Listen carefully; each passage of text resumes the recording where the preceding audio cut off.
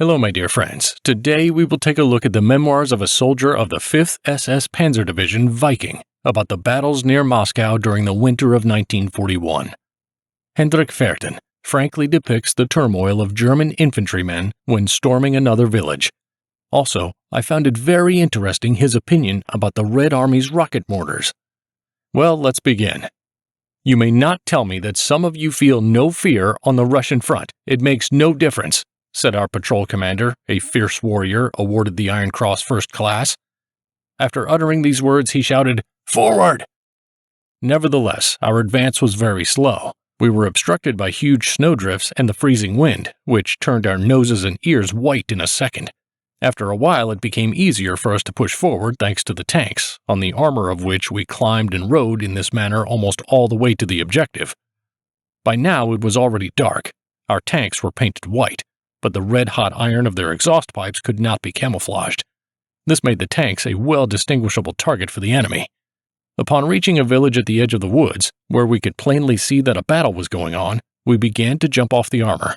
As ever, there was a plain around us with no cover to be found. The remnants of the Soviet troops in the village made a few listless attempts to shell us, and also fired one or two flares into the sky. But at this point, it was all over. The battle ceased. The golden principle that obliged a soldier to keep silent after dark had now lost its meaning. Through the roar of the tank engines and the grinding of the tracks, we could hardly even hear the orders of our commanders. Unexpectedly, there came the sound of gunfire from the woods in our direction.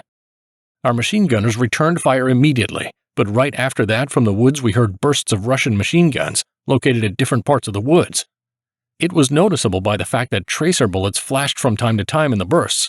I had never seen such an intense fire before. Thankfully, the Soviet bullets passed above our heads. But the Russians had guns, the fire of which, as it is called, aroused the fear of God in us.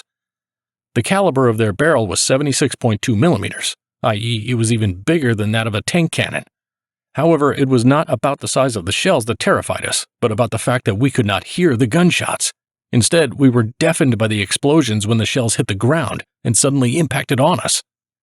When these guns fired at us, the thunder of their shells drowned out even the machine gun bursts.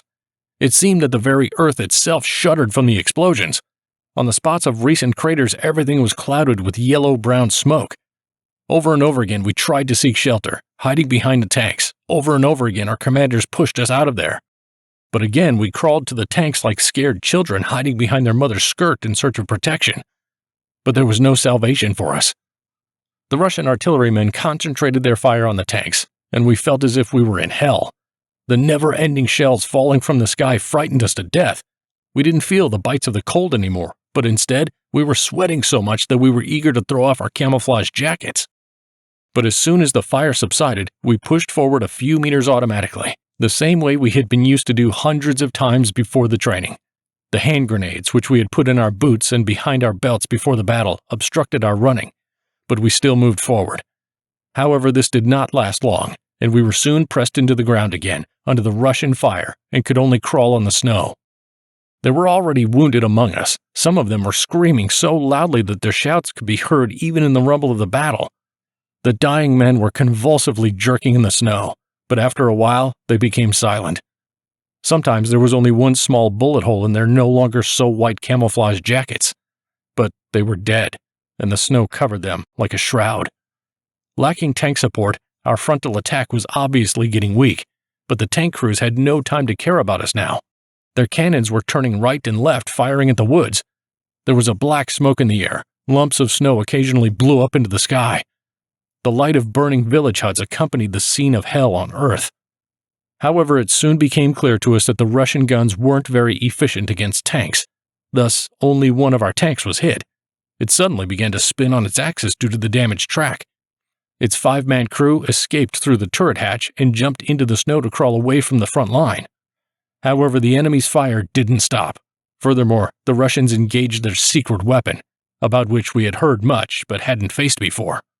The Russians extolled its combat qualities. Alexander Wirtz, talking about this weapon in one of his books, quoted the testimony of Marshal Yeryomenko. "We have tested the new weapon near Rudnya. On July 5, 1941, in the afternoon, the unusual roar of rocket mines shook the air. Like red-tailed comets, the mines swept upward. The frequent and mighty bursts struck the ears and eyesight with a strong rumble and blinding light. The effect of the simultaneous explosion of 320 mines within 10 seconds surpassed all expectations. The enemy soldiers fled in panic. Our soldiers on the front line near the explosions, our soldiers were not informed about the tests for the sake of secrecy, also fell back. It is true that the fire of the rocket mortars was extremely demoralizing for us at first, but later we came to the conclusion that the psychological effect of their fire was far greater than the accuracy of their firing. They had a low chance of hitting the target, and the dispersion radius of the fragments of their mines was insignificant. The incredible rumble of explosions, the flames, all this terribly frightened our fighters. Yet the damage caused by the mines, which were fired by rocket mortars, didn't correlate at all with the external effect. After their explosions, there was a crater only 30 to 40 centimeters deep in the ground. Moreover, their fire was not lasting long. Perhaps the Russians had insufficient ammunition for them. Soon we had surrounded the village. A fierce fight began, literally for every house. Clenching bayonets and rifles with our frozen fingers, we fought the Russians in close combat on the ruins of the village, where almost all the houses were burned or ruined. Capturing the village, we swept around all the dilapidated buildings that came our way. They weren't always empty. Sometimes there were still Red Army soldiers inside them. We proposed to them to give themselves up voluntarily, shouting in Russian, "Comrade, come here!" But if they refused to come out, we threw grenades through the windows, which, in their thin metal bodies, caused more dust and shaking of the air than damage to the enemy. Hence, many of the Ivans were lucky, and after the explosions of the grenades they often came out pale and with their hands up, but only with 1 or 2 fragments in their cotton jackets, or with a slight wound. Having swept the houses clear of the enemy, we hurried on, to where the machine guns were rumbling and the shells exploding. The wounded, the number of whom was increasing, were being taken to the first aid stations. The bodies of the dead lay on the road, merging into the landscape in the same way as the empty ammunition boxes, the disabled weapons, and the black craters of shell bursts. The view was ominous, but we were more or less indifferent to it, for we had seen death and other horrors of war too often these days. Finally, against all odds, we accomplished our mission. The village belonged to us. However, the enemy troops hadn't totally retreated, and we were still under fire, which the Russians conducted from the far edges of the woods and from the buildings that were outside the territory of the village.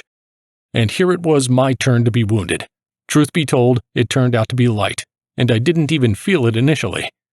Over the course of the battle, my body had accumulated a lot of adrenaline, which, as we know, dulls the pain, and I suddenly realized that my left glove, which was green, had suddenly turned red with blood. Pretty soon there was blood on my camouflage uniform also. A shrapnel or bullet, I never knew exactly what it was, had torn the skin off the thumb of my hand, which resulted in a bleeding open wound. It was lucky for me, for compared to the fate of many of my comrades, my wound was nothing. Still, the wound was very painful, and the pain returned as soon as I touched that finger, even many years after the war. It was probably a nerve. I found the first aid station inside a small wooden church. As I could see from the outside, it had remained completely unharmed during the battle, but inside the church was completely devastated.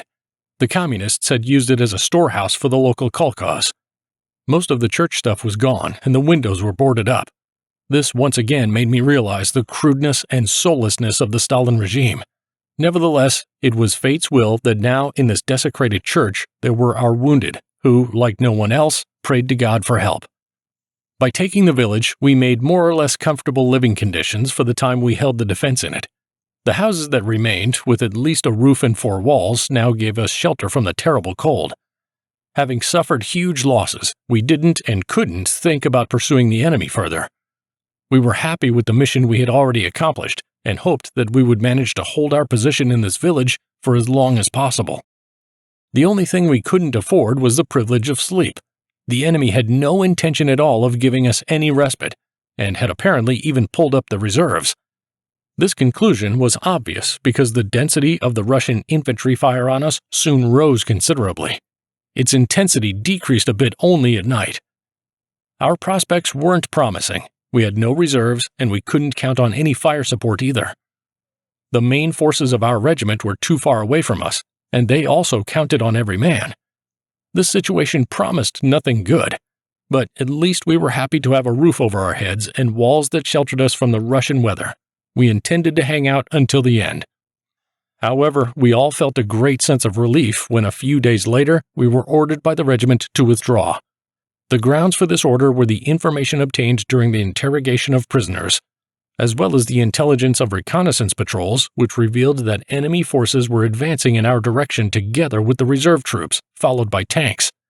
It was impossible to oppose such a tremendous force, not only for our battalion in its then condition, but also for a larger formation. The Russians counterattacked with forces far superior to ours, and if we had remained in the village, our unit would have been imminently wiped out. At dawn, we made preparations secretly for our withdrawal and noiselessly left the village, the taking of which was such strategic importance. In retreat, we hoped that the Ivans would not pursue us, but at the same time, we were apprehensive about such a scenario. Our fears, fortunately, were in vain. The Red Army soldiers were suffering from the fierce cold just as we were. Therefore, they were glad to replace the open positions in the woods with the warm village huts which we were leaving behind, and they did not hurry back into the frost. Instead, we were pursued by huge flocks of black crows. These birds were noisy and restless.